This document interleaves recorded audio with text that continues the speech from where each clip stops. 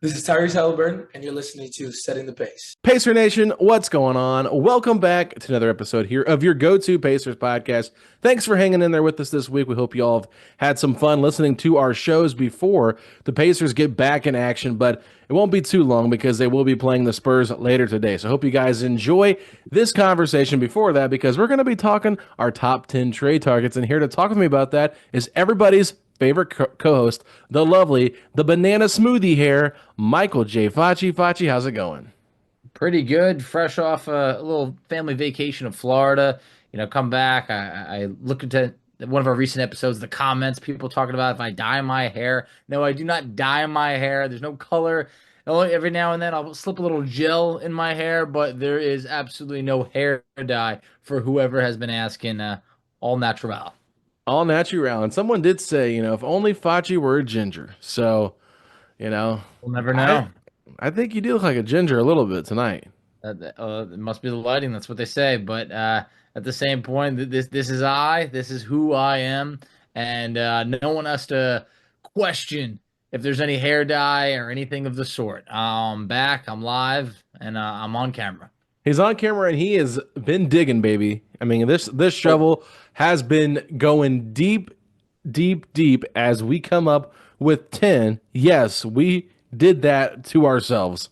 10 trade targets for the Indiana Pacers 2025 NBA trade deadline, which will be here before you know it. So, we are recording this, I should say. We are recording this on a Monday night. So, if one of these names that is listed gets traded before this is released on Thursday, do not come at us and say, hey, they already got traded. How'd you put them on your list? I just want to let you guys behind the scenes, me and Facci are taking advantage of the Pacers having about 3 days off here. So we're recording some episodes ahead of time so we do not have to join every single night. But with that being said, Facci, this is a fun conversation we do every single season. And I know a lot of people look forward to it. So let's just have this conversation before we jump into it. How do you feel about the Pacers making a trade at the deadline? I think they will make a trade, but I think it's going to be a small one. I think everybody around this time of the year has wide eyes. You think about last year, the Pacers landing Pascal Siakam, arguably, maybe the biggest trade the Pacers have ever made, one of the biggest I mean, the trades. Halliburton trade was pretty big. It was big, but Siakam was way more established. You're talking about an All NBA, a former All Star. Halliburton was on the upcoming. But So think about what you gave up for Halliburton compared to what you gave up for Siakam. sure. I mean, look, they're both incredibly big moves. They're on a short list of big moves for this franchise. The Pacers aren't don't every year they're not going to trade for an all-star. You're probably going to be a little bit underwhelmed with what the Pacers do. I think that they're going to be looking to be crafty with what they have available. Talking about like a James Wiseman contract, maybe an Isaiah Jackson contract, a couple second round picks. This is a team that you're not expecting to maybe pay the tax, definitely not be a first apron team, but anything could happen. We know that. So Alex and I, we did make a list, but this was tough because we wanted to be realistic. Like, no, you're not going to see a guy like a Brandon Ingram or a Zach LaVine on this list. I'm at least speaking for myself. But I just know like those are guys that might be available. I don't think they're anywhere even remotely close to what the Pacers have interest in. So some of these names, there's a chance could be a tad bit underwhelming, but there's also a really good chance that it makes sense for a good fit with this team that can, still maneuver some things in the offseason. Yeah, I'll answer my own question and I will say, like, this to me is one of those situations where I think the Pacers more than likely kick that can down the road and look to address some things in the offseason. Now, if they weren't playing such great basketball right now, I do think that would have had a negative impact on how they viewed this team, which means they could have made a deal. Now, there are some pushback where you could say there are some people that would push back and say, this is a team that, man, they're really doing some freaking awesome stuff right now. Should they go out there and get one more guy to really make a push? Because they just had that run last year. Could they do it again? Could they get past a Boston this year? Could they get past Cleveland if they are there instead of Boston? Like, we just saw them play pretty well against Cleveland. So, like, could they go out and get another guy? I mean, that to me is a reasonable conversation to have, even though it would mean you'd have to part with somebody that I know a lot of fans love on this team. So, it's an interesting conversation. So, I just think that it's good for us to go back and forth. Now, I will say for me, like, For 10 guys, I did put a couple of pipe dream ones there at the top of the list, just because they are trade targets. It doesn't mean that they're going to be available, but if I can make the case for it, I'm going to explain why, and I think that's fair enough to have a conversation. But other than that, I did want to ask you one question, Facci, because I think this is a good question to ask. Do you think that James Wiseman's contract and his deal now with him being out with the injury is the most likely to be traded? Absolutely. I just Okay, think that, just that's all yeah. I needed to know because if you Totally. remember, me and you did a podcast back in December, I believe it was, early December, and I said the top five Pacers to be traded. You didn't have James Wiseman on your list. I had him number one on my list, and you said, well, that's boring. And look, here we are today. Yeah, I mean, look, I think there's certain things you look at this team and it's like they're playing well. They're playing well. You don't want to mess it up. So when you look at this, it's like, do we see them trading Turner? Like, there could be a scenario that you can make that argument, but I think why would you want to trade Turner when things are going well? Then you look at like Aaron Nesmith just came back and he's playing really good ball. The contract is so good. Like you don't want to just trade him just to trade him. So I think it gets tougher when this team is playing really good basketball, like you said. If things were not looking good, they could be sellers. I don't see Indiana being sellers right now by any means. I think, hey, you were right, that James Wiseman contract, it makes a lot of sense. You can't get that much back for that alone, but I think there is opportunities because you got to remember James Wiseman ain't returning this year. Anyone that you're going to get in return is an addition.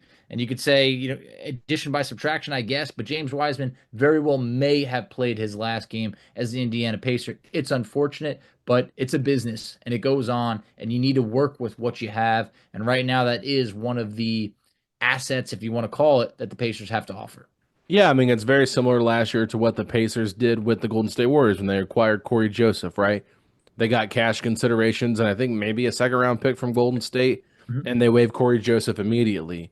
They were a team that was under the tax, so they could take on a Corey Joseph contract, and it kind of gave the Warriors some wiggle room there.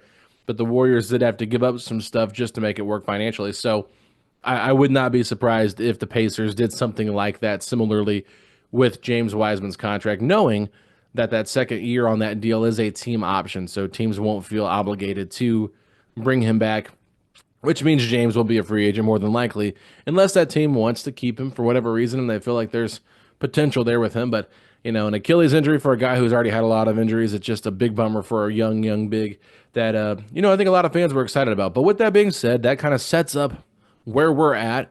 And now we can jump into our top 10 trade target list. So who do you have at number 10? Now, you know me, anytime we're doing a list, I'm bending the rules and I'm bending them early. You I got a cannot already tie. have more than 10 people on the list. I have a tie for my 10th spot. All right. Oh, I okay. If it was makes you feel any better, torn. I have a tie at my number two spot. Well, So there we go. So you know what? Sometimes this is how it goes. But look, here's what we got. At number 10 or 11, however you want to put it, the tie is between a guy I have always been fond of. It's never worked out. He's not playing much, and you know what? He's only making $2 million on an expiring deal. It's Seth Curry. All right. If you oh need my shooting, Seth Curry can be had. He's not playing that much for Charlotte. And I think that you can never have too much shooting. Look what happened last year when the Pacers traded Buddy Hield for Doug McDermott. They thought they were getting shooting back, and McDermott couldn't find net. He couldn't do it. So Seth Curry, $2 million expiring deal. I tied him with another a guy who's familiar with the Pacers, Torrey Craig. He's on a Okay. one-year, $2.8 million expiring deal. Chicago expected to be sellers at the deadline. I think either of those guys pretty much works out for James Wiseman, give or take a couple $100,000. So I think they're both reasonable of being on this list and could make this team better. Seth Curry and Torrey Craig. What did I say? Facci giving me a list of former Pacers that played on this team. I said I think I told you this off air. I said I want you to just come up with 10 guys that are former Pacers to put on your list at some point because it wouldn't be a Facci list if it wasn't a former Pacer. So Torrey Hey, Craig, which makes some sense. Now, it who does was he though. dating? Megan the Megan Thee Stallion? Stallion? Yeah, exactly. Look Yeah, what else, all in right. I pop mean, culture, especially at the same time, dropping the answer. But hey, I did hear that. It was interesting because you're like, first my initial reaction is Toy Craig, yeah. But at the same point, hey, look, successful guy. She's successful. It works out. hey, I mean, if we can get Megan the Stallion and Gainbridge Fieldhouse, then do this trade immediately, Kevin Pritchard. I think we'd have a lot of fans be excited about that. But regardless, I do think Torrey Craig The thing is, like, do you want any of these guys to play? That's the real question. I mean, look, if your first question is going to be whose minutes is he taking away, then like, yeah, I don't want him to be taking minutes away from anybody. But at the same point, if Torrey Craig is an option at some point, 6'7", can play the three, solid Yeah, defender, and he's actually shooting the three ball very well this year. So I think it's one of those where it's like, hey, you could always do worse, but for a situation where you could get him for, James Wiseman and a second round pick, it's not a bad pickup. yeah. I think it's not a bad idea to have him as an option for like your Yeah. 13th man. Probably feel a little bit more comfortable playing him than a guy like Johnny Furphy. So, Yes. Seth Curry to me, I don't feel like it's necessary, but it wouldn't be a Facci list if Seth Curry didn't make it. I mean, Really I think wouldn't. you put it on there every year, so you just I couldn't do. help It's tradition. yourself. I think Yes. if they were to trade for Seth Curry, he'd be waived after they traded for him. I would hope not, but I wouldn't be mad. But at the same point, look, both guys are cheap bargains. I mean, Torrey Craig shooting 43% from three. Like I said, good 3-and-D guy. Had a run in Indiana, wasn't good. They moved on pretty quickly, but yeah, that's why you're tied for 10th on my list. All right, for me at number 10, I have got a guy that's shooting the ball pretty well for the Mm, Memphis Grizzlies, and he has an expiring contract at $9 million, and that is Luke Kennard. I okay. put Luke Kennard on this list because there's been a lot of like speculation that he could be dealt from Memphis. They A might lot. want to make it a bigger deal, so that could be where that's interesting. Maybe you get involved in a three-team deal, something like that, to get Kennard, like you mentioned earlier with Seth Curry, like getting another shooter on this team would be huge. I don't necessarily think I want Luke Kennard cutting into the rotation, but I do like the option of having a guy like this that's on an expiring. And the main reason why I'm thinking about this is because if the Pacers do want to get off that Obi Toppin contract, it's very close in money, and this would give you some flexibility here, Facci, to go from a guy who's got 12 to 13 million dollars on the books for the next 3 years, compared to an expiring deal, which maybe frees up some more money to bring back Miles and not feel as restricted cap wise. So I think at the end of the day, if you're picking between keeping Miles long term and keeping Obi long term, I think that answer is pretty obvious. I think it is. Look, Luke Kennard is a fantastic shooter. Like, absolutely year in, year out. He is an incredible three-point shooter. If there is a scenario where, and look, we're not going to go into what the specific trade would have to be. If there was a scenario where you are moving on from Obi Toppin and then freeing up enough money to then be able to sign Turner back, that makes a ton of sense. And I think that, hey, if Luke Kennard plays or doesn't play, that's fine. But if it's the move that sets you up for the next couple of years to bring back Turner or free up money for Matherin. It makes a lot of sense, and I'm here for it. All right, let's move on to number 9. Who do you got? All right, number 9 on the list, it's Mo Bamba. Now, Mo Bamba, the reason why I put him on here, look, Pacers need center depth. He's on a 1-year, $2 million contract. It works perfectly with James Wiseman, and I think that Mo Bamba is always more of an idea than an actual player. But he's someone that, at 7 foot, he's only 26 years old still. He's got the size. He can rebound. I think he could be had. You'd probably have to include obviously at least one second round pick, maybe even two if you have to. I don't know if it's that could be a little bit of a stretch, but for center depth, I would feel pretty good with three centers being Miles Turner, Thomas Bryant, and Mo Bamba Yeah, what team is Mobama on currently right now? The on Clippers? the Clippers. Yes. Okay. Would they want to get rid of Mobamba? Is he playing at all? He's played in 24 games, 0 starts. He averages 12 and a half minutes. So he's not like a key member of the Okay. rotation by any means. Minutes are a little inconsistent for him. Yeah, that makes sense. I mean, I don't have a problem with that. I mean, I've got some other names on this list moving forward that you will notice that I am definitely addressing in the center position. So, it would not hurt to have a third string guy, especially one that's healthy. So, Yeah. Mo Bamba, not a bad third string center. There's a reason why Yeah. he's, kind of a third string center for the Clippers. Would they be willing to get rid of him? Maybe. I don't know. Maybe. I think that the Clippers could still continue to be the Clippers and contend without him. Do they need to move him? No. Is a James Wiseman contract and a second round pick appealing to them? No. But I also think that, hey, who knows if they want to make other moves? Maybe Indiana could be the third team in there. I think that Mo Bamba is someone that, if given a little bit of a bigger opportunity, hey, you know what? Maybe we could see a little bit more. But as a third string center, hey, he's the man for the job. All right, Pachi, I'm going to move on to my number 9, and this is a guy that went to Iowa State. He currently plays for the Chicago Bulls, and his name is Talon Horton Tucker. Taylor Horton Tucker has actually played 35 games this year for the Bulls. So he's actually kind of in the rotation as like their ninth, 10th man. But we know Chicago is kind of in this limbo mode. It looks like they're going to make some trades probably at the deadline, whether it's Vucevic, whether it's Levine, whether it's both. Latest report said Patrick Williams is a guy that's out there on the market as well. So for me, when I look at Taylor Horton Tucker, it's a very I think he's on an expiring deal. You'd Sherry James Wiseman for him, maybe throwing a second to get him here. I don't think you need to cut him because he is good friends with Tyrese Halliburton.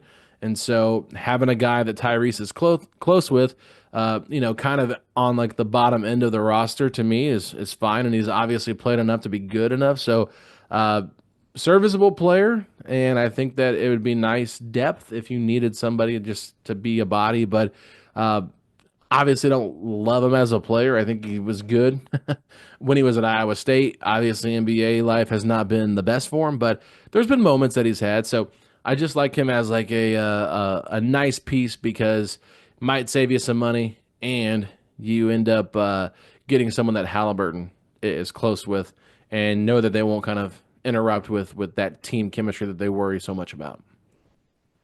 Taylor Horton Tucker's got to be the oldest 24-year-old in this league. I just feel like it blows my mind that he's still only 24. Well, look at him. He looks like he's 35. He really does. He looks like he could be, a couple kids. Maybe he's already divorced by now. 24 years old for a guy that it feels like the hype. It feels like it was so long ago. It was a couple years ago. It felt like the Lakers wouldn't move him for anything. They loved him. Oh yeah. And exactly, he was a big deal, at least name wise. But yeah, hey, look, Halliburton's friend, good body to have. The James Wiseman contract, Indiana would actually save like maybe about $100,000. So it's not like you're spending more money. So I wouldn't hate it at all. Playing time would be tough to come by, just like you mentioned, but it's definitely a move that does it make the Pacers better? Yeah, only because Wiseman's not playing. But I think at this point it would be hard for him to see the court. Oh yeah, I mean, I did not want him to see the court, to be honest with you.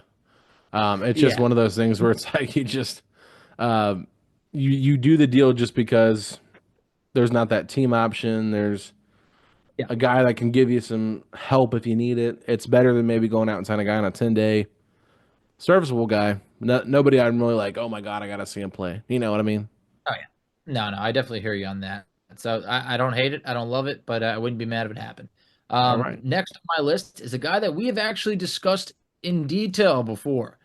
It's a guy who I really think could be available because it's not really seen the court that much. Duop Reith from the Portland Trail Blazers. Okay. He's on a $2 million contract this year and a $2.2 million contract for next year. I think that this is a guy that, older coming into the league. He's 28 years old. He's someone who, when given an opportunity last year, produced 6'9". He had be a backup center for the Pacers.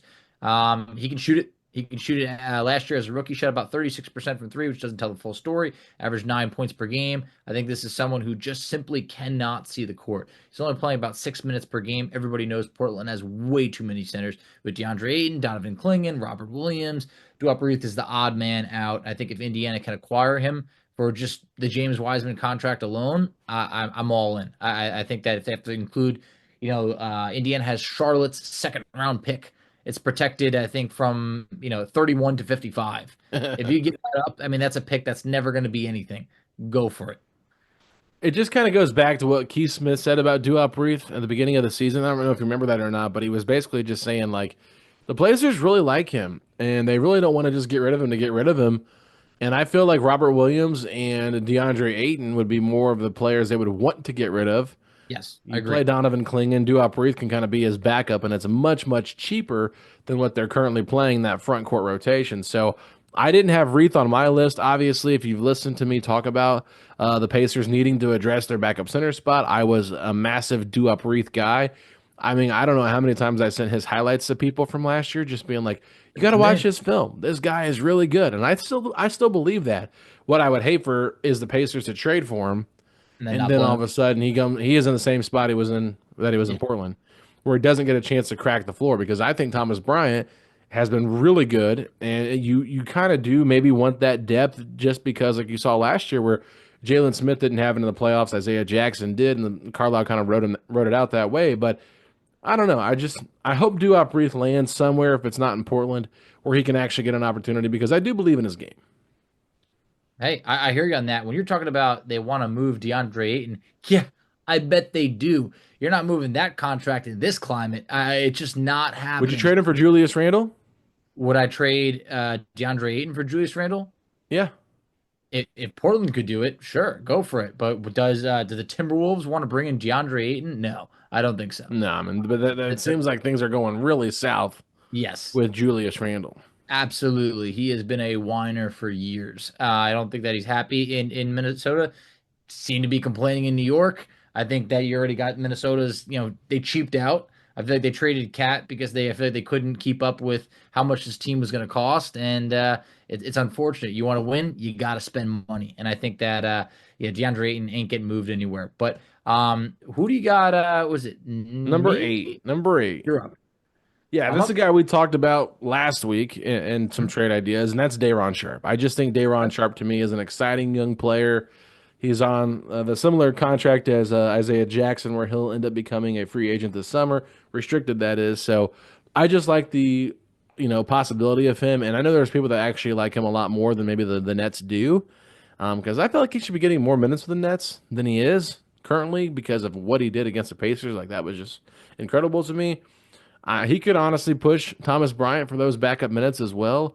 Totally different players because he does not have that outside shot, but I do like his game and I do like the depth there. If you just give yourself some options here at the center spot for the summer, because I think that you just want to make sure you have enough talent at that position on the roster already.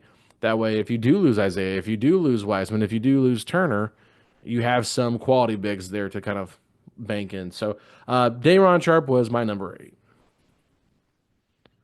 I'm just gonna skip one ahead. I had him not next, but I had him the previous. So while we're talking about Day'Ron Sharpe, I had him on my list as So well. number So he was six one is where spot you had him. higher. I'm in agreement with you.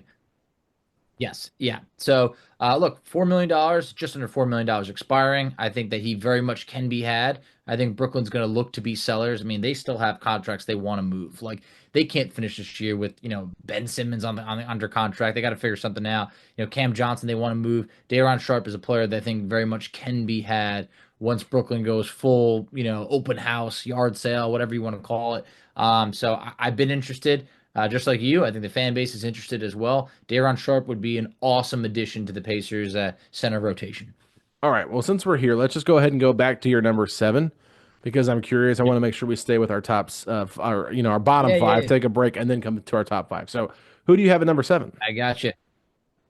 Drew Eubanks. So Drew Eubanks, 6'10", 27 years old. He played the 4 and the 5. I think he can be had. He's on Utah right now. Utah, they're always looking for extra assets. So the contract it's $5 million this year, and then it's $4.75 million the following year. For those of you not familiar with Drew Eubanks, when he went to Portland, he had a good run. Team wasn't doing well, but in 22 games, averaged 14.5 points per game.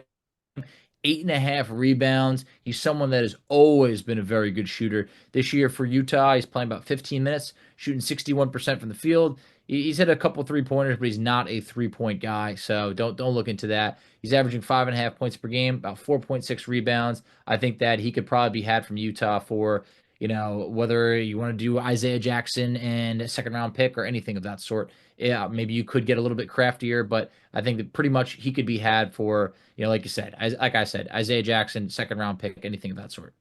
I'm a little bit shocked that you only have Drew Eubanks at seven. That's where I got him. Like this is a tough list. These are a lot of players that are in the exact same type of range. So I'm going to be honest, guys. There's probably people I have higher that you're going to say, yeah, he should be lower or he should be higher. Like this was a hard list to make. I will say Drew Eubanks was number 3 on my list. So this is I'm just kidding. I'm not. Okay. I do All not have right. Drew Eubanks on my list, Man, ladies and gentlemen. this was a hard list to make. So Drew Eubanks made the list. Let's just leave it at that. Yeah, Drew Eubanks made a list. That's great. Probably the last time he'll make a trade target list anyway. For me at number 7, I'll do mine back to back since you did your 7 and your 6.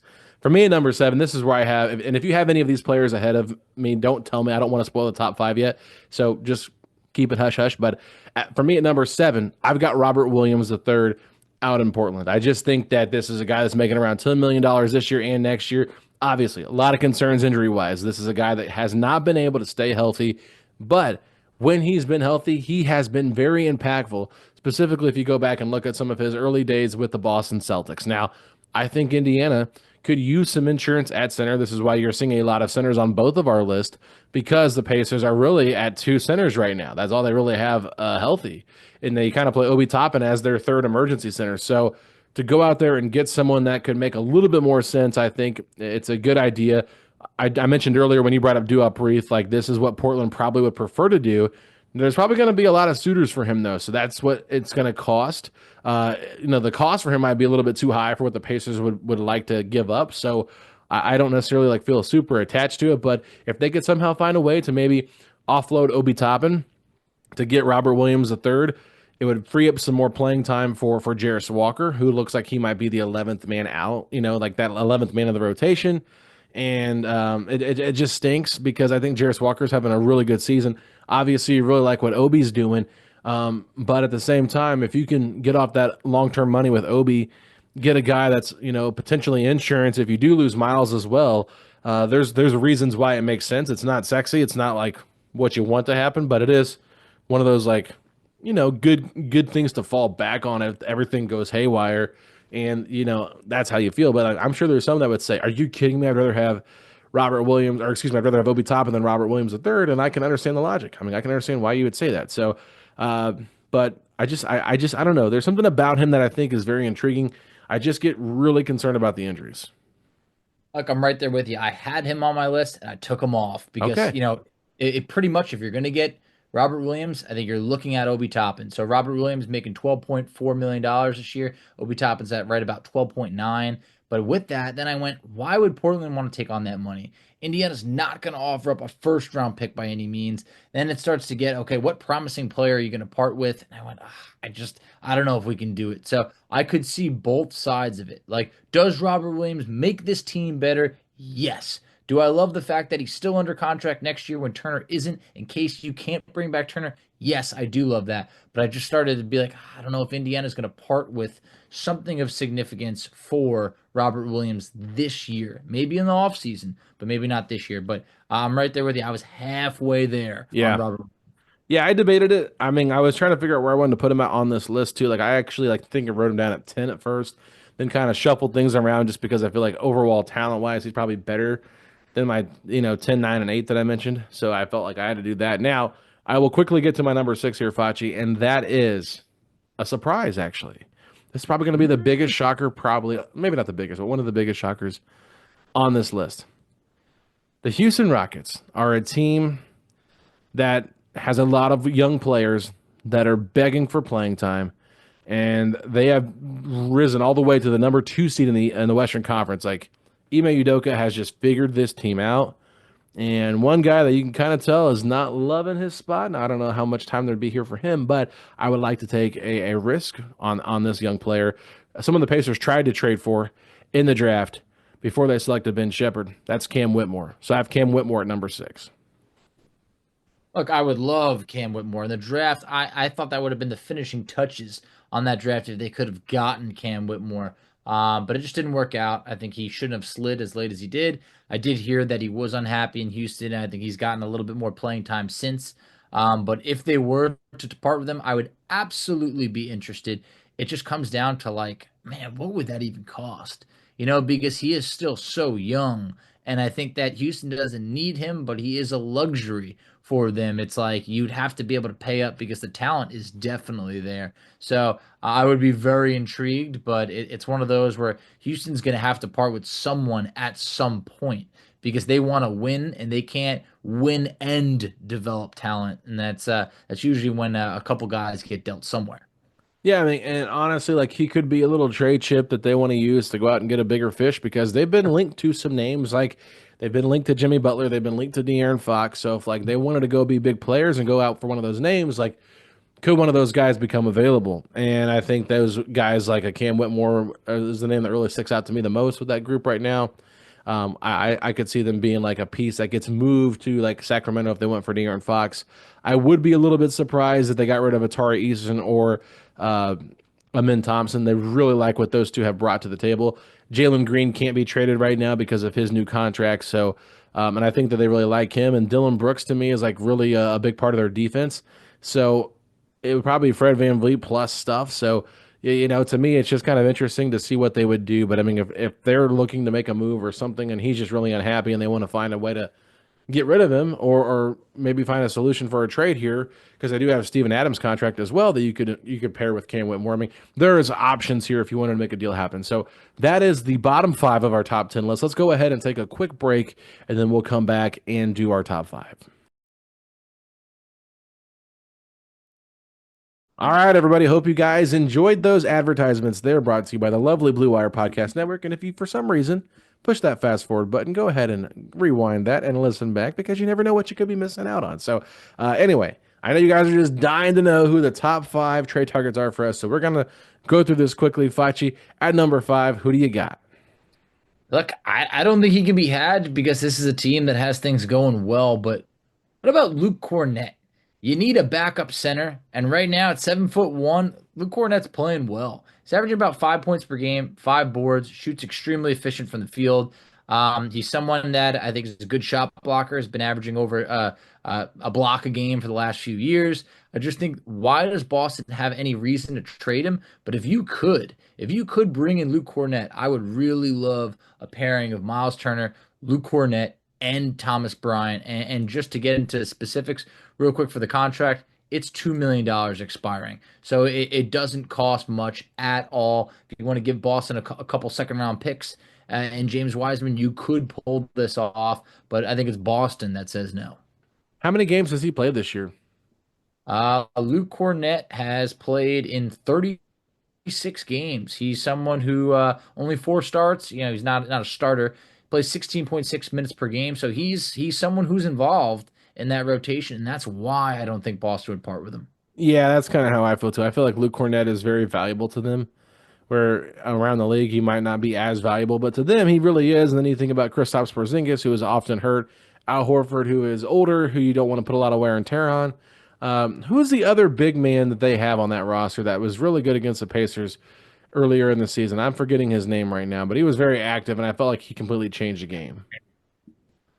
Yeah, his name is it's not a common name. I don't want to slaughter it. No, just talk more about Cornett. I'll look it up. Okay. So yeah, I mean for Luke Cornett, so it's Nimias Queta. I'm Queta, that's it. Queta. Yeah. I don't know how to pronounce his first name, but he's another guy, another 7-footer that they got. So it's like they have other bigs between Al Horford and Kristaps Porzingis and Luke Cornett and Queta. Like they have guys on this roster. But Luke Cornett, I think, is just, if you're Boston, you're like, why would we deal him for a couple second-round picks or anything like this? Even if he is expiring, he's just a good depth piece for them, and he would be a good depth piece for us. All right, now for me, for my top 5, Facci, here, I'm going to start swinging for the fences a little bit more because these are targets, okay? These are targets, okay? Want to make sure we specify that. It's not who I think they will go after, but it's who I think, this would be interesting. At number 5, I'm going for a team that's got a roster that's slowly starting to fall apart. That's the Toronto Raptors. Okay. And I'm looking at Jakob Poeltl. I know this might sound crazy to a lot of people, but if you were to combine Obi Toppin, Isaiah Jackson, and James Wiseman's contract, it would be equal to what Jakob Poeltl is making. If you could bring Jakob Poeltl in as your backup center behind Turner and then have his contract, which is around $19.5 million for the next 3 seasons, as insurance if Turner were to walk, that to me is very fascinating. Now, I do believe he is a totally different player than Turner, obviously, with how he plays. A lot of baskets at the rim, but he has played with Pascal Siakam before. So there is chemistry already there. I'm not saying they were terrific together. I have not looked at their on-off numbers, but I do believe that if the Raptors decide, like they want to kind of shake this roster up a little bit, they don't like the direction they're heading. They've already got Scotty Barnes, they got RJ Barrett, they got Emmanuel Quickly. Is Jakob Poeltl the right piece for them at the center position? I wouldn't think so, but I just like the idea of having someone that's a capable center that honestly did some damage to the Pacers. I mean, he's done damage to a lot of different teams this year. Very capable big who probably wants to be a starter, but I mean, I think he'd rather be a backup on a playoff team than starting in Toronto, where he's not going to win very many games right now. And if they do decide to trade him later on, like I don't know, I just think Toronto's a team that's kind of imploding. And Bruce Brown, a guy the Pacers traded last year, is an expiring $23 million contract that they want to get rid of too. Like they could fully just embrace the tank and the rebuild. And if he becomes available, I think that potentially going after him could make some sense. I hear you on it. I'm just wondering, like, what would that cost be? You talking about the players to get to the salary. They ain't just dealing them. They traded a first round pick for him, and they made a mistake doing that. But I'm just wondering, what sort of first round pick are you talking about in return? Well, like I said, this is not a trade podcast. This is just a trade targets list. So I haven't come up with what all I would include. So, but I would not be giving Okay, up because any yeah, Jarris or Matherin for him, obviously. I'll tell you that much. yeah. So I mean, now you're looking at giving up a 2028 first round pick because we already owe Toronto a 2026. So I just think that yeah, it's a trade idea for another day. I just think it would be a little bit too costly. I think that he would be awesome on this team. I think if it doesn't work out with Turner, you have your starting center, right there in Jakob Poeltl. But I do think the cost could just be a bit scary for me. But in terms of a target, it makes a lot of sense. So Yeah, this honestly could be more of an offseason thing too. I If would the think so. Pacers lose Turner in free agency and the Raptors decide they want to go a different direction, then you could That's where look I to think it's do it. better. But I don't know. I just threw it out there because it's different. Yeah, no, it definitely is. So I mean, following up that bigger name, I'm going with a smaller name, but I'm going with a name that has attacked the Pacers for years. It's another team that's imploding. That's the Philadelphia Oh 76ers. no! Don't tell me who you're putting on this list is Andre I'm Drummond. gonna tell you, it's Andre Oh my! Drummond. Did you see how All right. bad he was on Saturday? He's not good anymore. Yeah, but look, the man can rebound. It's what he does in elite level. So $5 million this year, $5 million player option next year. I don't know Oh, if he would return to the Pacers on that player option, but if you did trade for him this year, you're getting a good rebounder and a solid. I mean, look, Andre Drummond could easily be the best rebounder on the Pacers in an instant. I don't know how many second round picks it would cost at this point, so you'd have to really debate that. But I think I think it's worth picking up the phone and making a call. oh, gee. You're killing me over here, Andre Drummond, man. Man, we're gonna go for Reggie Jackson and get Paul George here too, just like they were talking about on the PG show. Oh Yeah, man, I did Facci, see that. this is killing me. I'd rather get Yabusele from the 76ers than Andre Drummond, but here's the thing. Let me ask you this: how many games in to Ask. Andre? If the Pacers made this trade, how many games in to Andre Drummond's Pacers career would it be before somebody is either on Twitter, Facebook, or in our YouTube comments saying he should start over Miles Turner? How many games? It wouldn't take long at all. Wouldn't It take would long take because 20 seconds into the game. he would have one night where he probably has 15 or more No, rebounds, and he everybody would get says, 3 rebounds in a minute. They'd be like, "This is why he's better than Turner." It wouldn't even take 15. Yeah, no, I'm not even talking games. I'm talking he would just get 15 rebounds in That's a what I'm game. saying. I'm talking about Yeah, rebounds yeah, too. I'm saying it might just yeah. take 3. Yeah, it might. I mean, look, Turner had a game recently where he only had 3 boards. So, I just think that as a Feed the backup, masses. I have. There's been something about Andre Drummond. He was never worth the money that he wanted to get, but as a backup big, when Philly signed him right away, I went, that's a good signing. That's a good signing as a backup big. And if things are going bad in Philly to the point where pick up the phone and make a call. Nothing. What's the worst that could happen? There's only 2 people that go to bed at night thinking about Andre Drummond, and that's Andre Drummond himself and Michael J. Facci. Yes. What a ridiculous name to put on this list. I am just cracking up over here. Okay, at number 4, Facci, I did it. I've made fun of you for the past 3 years for putting this Oh, guy on your list, but I got him on my list at number 4, and we're going with DeAndre Hunter, baby. I knew it. I knew it. And it feels good, doesn't it? It Did it? feels good. Did you put him on your list this year? I wanted to. I had him You on there. didn't do it. I thought you were gonna laugh me out of the building. I thought Oh, you were Fudge, why this would is we the trade for DeAndre this Hunter? is the Like, year to do it. He's actually coming off the bench. He's playing like yes. 20 Look, something minutes a game. He's shooting 40 something percent from 3 now. Like this I is the love the time you guy. actually want to trade for him.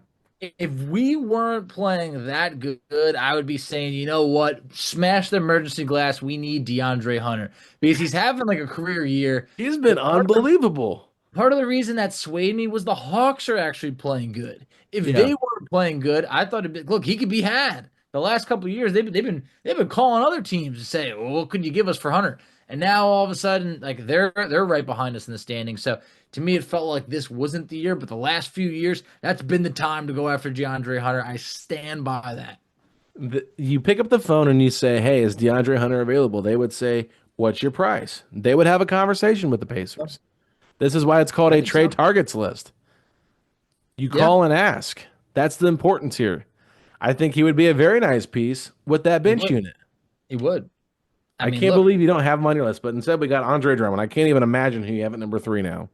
well, at number three, I don't think this is out of left field, but I feel obligated to have in my top three. And it's Cam Johnson. Look, I've soured a bit because the team's playing well. I don't think they need Cam Johnson. I don't. But if you check the odds all the time, they have the Pacers in the serious running of a second or third team most likely to trade for Cam Johnson. I feel like it would have been weird not having him on the list because I think there could be a little bit of smoke there. But I look at this and I go, man, if you're going to trade for Cam Johnson, you're parting with a Jarris Walker, you're parting with an Obi Toppin, you're parting with someone else, and to me, it just feels like too much. But if the Pacers did pull off the trade and they landed Cam Johnson, I wouldn't be offended by it.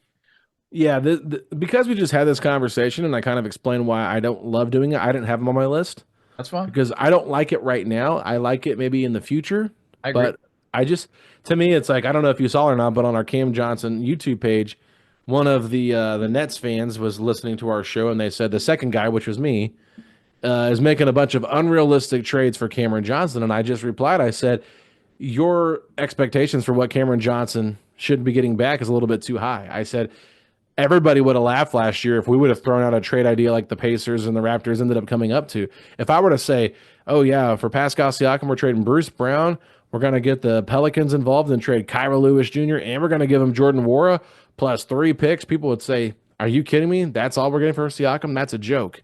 I'm just telling you, sometimes the trade value that's being put out in the market is to try to drive up that trade price. So I don't think Cameron Johnson's going to even go close to what anybody thinks. I heard a podcast, the Game Theory podcast with Sam Vecini talking about the Kings, and they were talking about Trey Lyles plus Kevin Herter for him. Like, how is that any better than Obi Toppin and Aaron Nesmith? Like, it's not. So it's just like, if that's the best you can get with a pick, like, okay, that's what I'm trying to get at here. It's like, I think Cameron Johnson's a good player, but like, he's a role player. He's a fourth, fifth option, and it's a lot of money. It's just like, is that what you really want to give up on guys for him? That's why, like, I was so adamant about not doing it. But for anybody that like argues with me about my trade value, like, I just think you're overvaluing him a little bit. Yeah, we heard that the Nets want 2 first-round picks for Cam Johnson. Not gonna I happen. bet they do. I bet they do. It's not going to happen. They wanted Unless they're 2 first. awful picks Yeah. that are super protected. They wanted 2 first-round picks for Dorian Finney-Smith. We saw what they got in the end. Yeah. All right, they're not getting 2 first-round picks. They could get 1 first-round pick from OKC and some salary filler in there just because OKC has so many picks. But they're not going to be good first-round picks. That's for sure. So All who right. do you got number 2 on your or number 3 on your list? Number 3 on my list is a guy that has 3 names. TJD is his initials. It is Trace Jackson Okay. Davis. All right. I like it. The Golden State Warriors, to me, are kind of imploding. They seem like a team that really does not know which direction they want to go. They could continue to kind of build around Steph and Draymond and kind of let that ride out, or they could just kind of tread water here a little bit. I mean, you heard Steph Curry talk about this publicly. Like, I don't want our team to be making, I don't want our franchise to be making an all-in move right now for this season if we're not going to win a championship. But it's like, look at this roster. I mean, Jonathan Kuminga, that's a big question mark. What are they going to do with him? Moses Moody has not lived up to the hype that we had for him. Andrew Wiggins, after his incredible finals run, has kind of fallen off. Kevon Looney is an expiring guy. Like, it's just like this team to me feels like they could be easily broken up. And I think Trace Jackson Davis is probably more available now than he previously was. I like his play. I think he's a very gifted player. Don't know if he's a long-term starter, but I would like him, and I think the Pacers made a mistake, like I mentioned last year in the draft, not targeting him, even though he didn't want to go to the Pacers, whatever. I get all that stuff, but now you have a chance at redemption. I think that if they could get their hands on Trace Jackson Davis, it would be very good for the way this team plays, and I think it would be very good to get another guy from Indiana on this roster because I think fans will gravitate towards that. Fans will love that. I mean, he gets a huge ovation whenever he's here from Golden State. He should have been a Pacer. They should have just, bit the bullet Bit the and bullet. yeah, they should have bit the bullet and ate the money on Daniel Tice's contract and gave him a guaranteed roster spot instead of a two-way contract because that was the story out there that he didn't want to sign a two-way contract. What do you got? Let me just say this real quick, okay? Part of the reason why they didn't do it is because they already had Jalen Smith and Isaiah Jackson, okay? That's short-term thinking. It Jalen is. Smith I left in agree. free agency the next year. You get rid of Jalen Smith at that point and say, you know what, we're not going to be able to afford you next year because you're making too much money. That's why you go out there and do it. But I understand that. I mean, they probably didn't realize we were going to trade for Pascal at that point of the season either. So to me, though, I just think that it was a little bit short-sighted thinking instead of thinking long-term, like, hey, let him compete for the backup spot against Isaiah. That's what I would have done.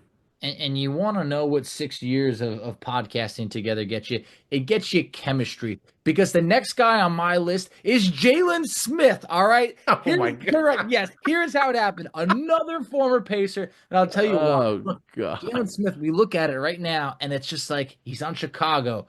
Nothing's going right for them. They're going to be sellers. The contract, it's good. It's $8.5 million this year. It's $9 million. And then the following, it's 9.4. If it doesn't work out with Miles Turner, you have a guy who's going to be making half, if not about a third of what Turner is. Probably a fourth. I mean, maybe it's very possible. Look, Turner could easily get $25 million in free agency. You're talking about Jalen Smith at $9 million next year. So I think he's a guy that's already very familiar with his whole entire team. There would be a bigger role for him.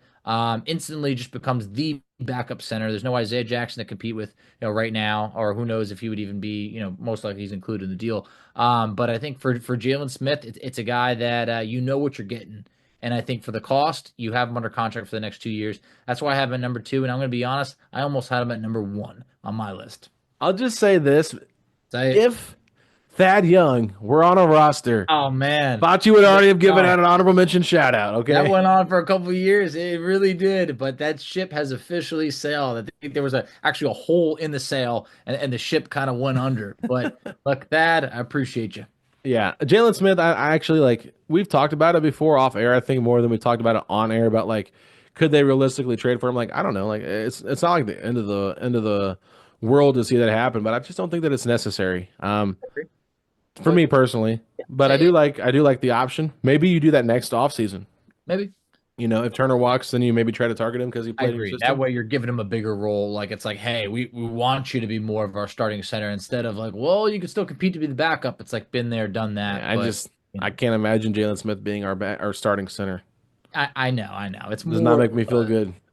Anyway, my number 2. I told you earlier. You said at number 10 you had 2 guys. I told you at my number 2 I had 2 guys. I mentioned the Houston Rockets earlier, and I don't know why I got fixated with this Rockets team, but I do think they're going to get expensive at some point. I don't know how they're going to keep everybody happy. Now, that's why I put 2 names down here for number 2 for my trade targets list, who I would be calling and asking about. This guy was just drafted 3rd overall this season and is now in the G League. It's Reed Shepard. I would be calling about Reed Shepard, and the other guy I'd be calling about is Jabari Smith Jr. That's what I thought you were going with initially. Yeah, I mentioned it earlier. Tari Eason is like a staple for this defense and what they're trying to do. I feel the same way about Amin Thompson. Like I said earlier, Jalen Green can be traded. Alperen Şengün is very good.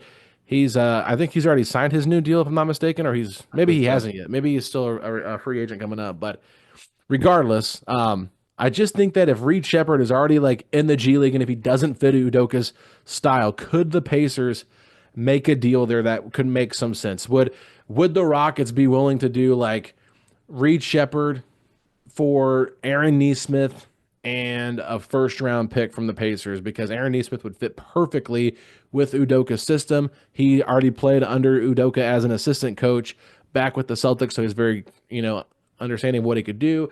Would Udoka be enticed by a guy like Jarris Walker, who's now probably out of the rotation with the Pacers, and you throw in Isaiah Jackson's contract, and that gives them some whatever. Like, I just think like Reed Shepard to me like could be a very intriguing piece. Obviously, you don't need a starting point guard, but like T.J. McConnell's 32 years old, and I think we've kind of seen the ebbs and flows of McConnell. Not saying to get rid of him, but like if you could have Reed Shepard as your backup point guard, that to me is very exciting because Reed Shepard could do he did some really nice things in college. So I like that idea there. And then obviously Jabari Smith, just like a wing. I mean, I don't think that's really too hard to explain, but like very important wing. Obviously, I think he's still starting for the Rockets and doing a very good job. But I haven't looked into a lot of Rockets basketball this year. But if he became available, I would be calling about it. I'm sure Rockets fans would probably laugh in your face just because Oh, these I'm are sure. players that are top 3 picks. Reed Shepard, I think it'd be way too early for them to give up on him. A Jabari, thousand percent.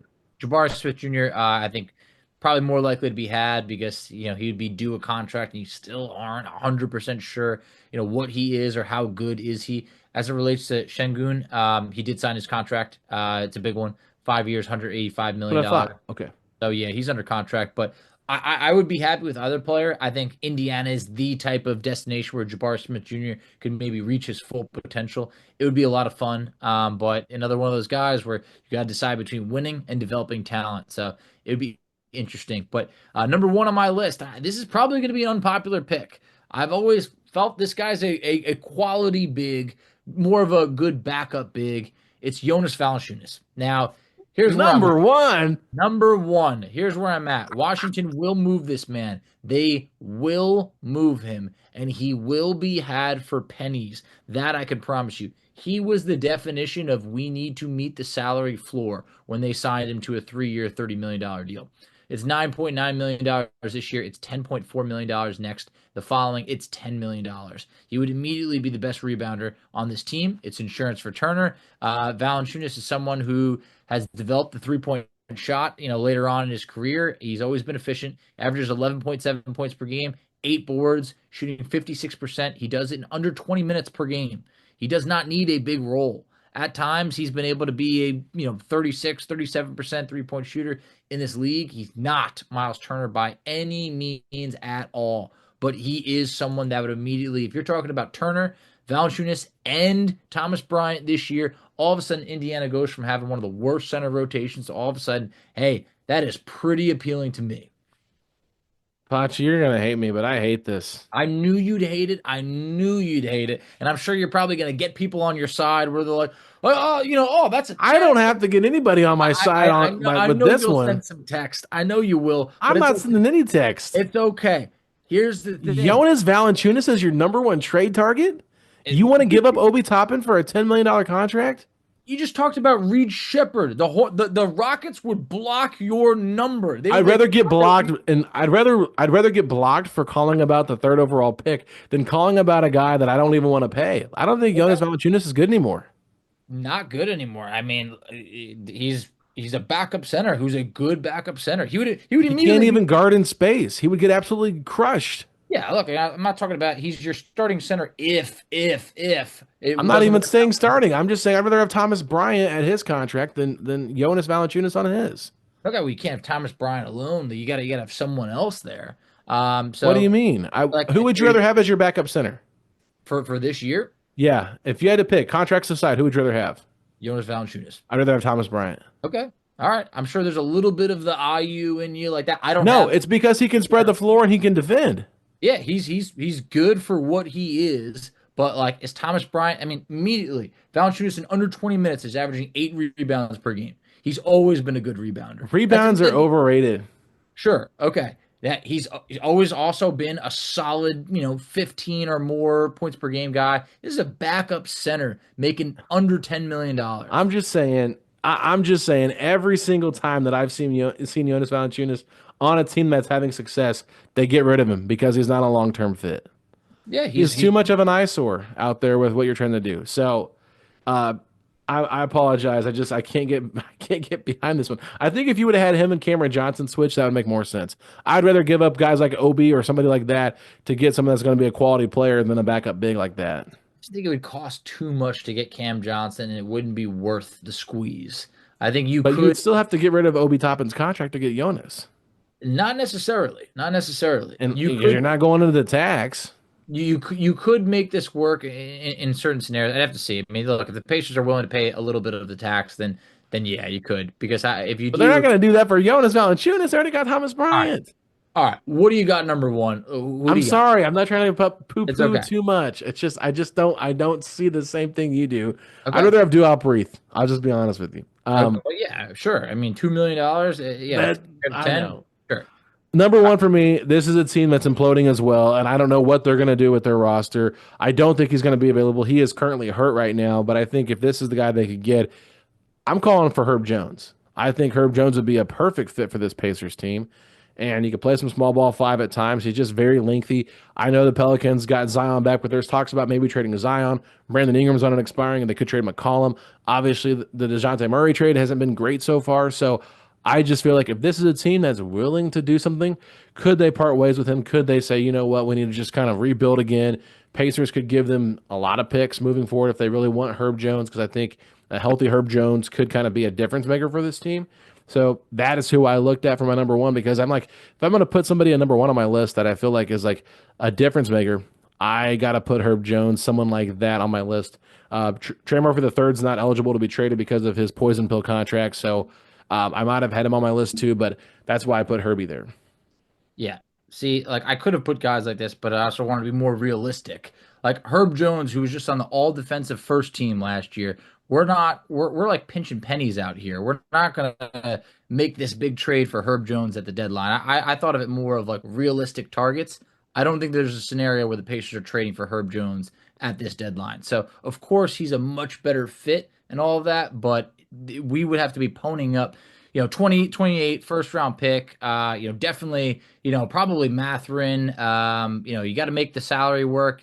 Other pieces, it would be a lot. And I don't think New Orleans is doing it. Yeah. A lot of sense. It's number one, right? And that's why I was like, it's number one on my list. Like, this is my number one trade target. It doesn't mean I'm going to get him, Sure. but that's why it's a target thing. You know what I mean? Like, that's how I view it. I don't always view it as like, who am I going to actually get the people to say yes to always? I think that's why it's sometimes fun to talk about names that could make sense. Yeah, no, look, in a dream, a target, definitely Herb Jones on this team would be a missing piece. It would be awesome, but I just don't think for what we're willing to give up that Herb Jones is going to be available. Yeah, I mean, it's very well true, but I mean, you never know with New Orleans. It's a poorly run franchise, in my personal opinion. No, that's everybody's opinion. It's right. That's facts. That is a poorly run franchise for as long as anybody can remember, and there's no signs of that changing. Absolutely. Well, let's quickly run through our list one more time. So go ahead and start from 10, work your way down, and I'll go through mine after you're done. All right, I got Seth Curry and Torrey Craig tied at the 10th spot. I got Mo Bamba. I got Duop Reith. I got Drew Eubanks. I got Day'Ron Sharpe. I got Luke Cornett, Andre Drummond, Cam Johnson, Jalen Smith, and your favorite, Jonas Valanciunas. If there's a backup center on your team, ladies and gentlemen, watch out. For him. Facci's coming for him. Ring, ring, it's us again. All right, for me, I've got Luke Kennard at number 10, Taylor Horton Tucker at number 9, Day'Ron Sharpe number 8, Robert Williams III number 7, Cam Whitmore at number 6, Jakob Poeltl number 5, DeAndre Hunter number 4, Trace Jackson Davis number 3, Reed Shepard or Jabari Smith Jr. at number 2, and at number 1, the injured but very talented Herb Jones. Rooster, that one was for you. Congratulations.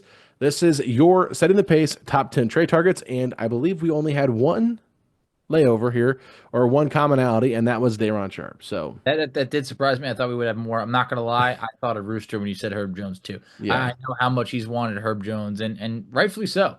He would be what Indiana needs moving forward, and hey, if we had more assets, then he'd be on my list, too.